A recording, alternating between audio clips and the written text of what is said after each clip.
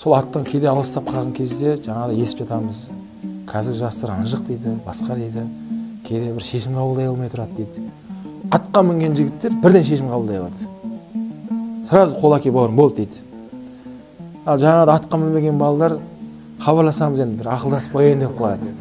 Оны көріп тұрсың, кіммен ақылдасайын деп тұрғанынша. Кейін тиісеміз.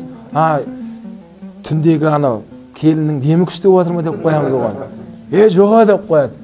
Біліп тұрсың ғой кіммен ақылдасатынын оны. Атқа мінген жігіттер оны әңгіме етпейді. Бірден шешім қабылдайды. Болды, братан, давай, қолдап кел. Болды, келістік дейді. Неге? Адам сондай тәрбиелеп тастайды екен да.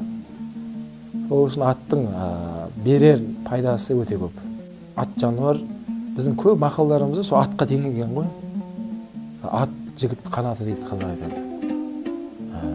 Сол атын башқан кезде бірінші орынға қоятын болған бабаларымыз. Мына үзеңгіні біздің бабаларымыз ойлап тапқан екен. Мына Екатерина II деген орыс патшасы қол астындағы халық біздің бабаларымызға хат жазған кезде, мынау Сырым атамыз өзі 70-тен асып кез екен. Әскерді басқарып барған ғой сол жаққа қарай. Сол кезде біздің бабаларымыз мынау аяғында үзеңгілерді киіп алып барған екен. Басқа оған дейін әлемде ешқандай атқа мінген халықтарда үзеңгі болмаған екен.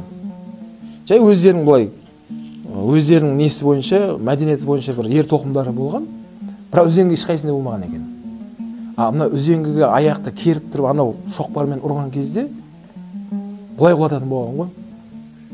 Енді әрең бірдеңеге тіреп тұрып ұрсаң, 2 есе 3 есе күш аласың ғой.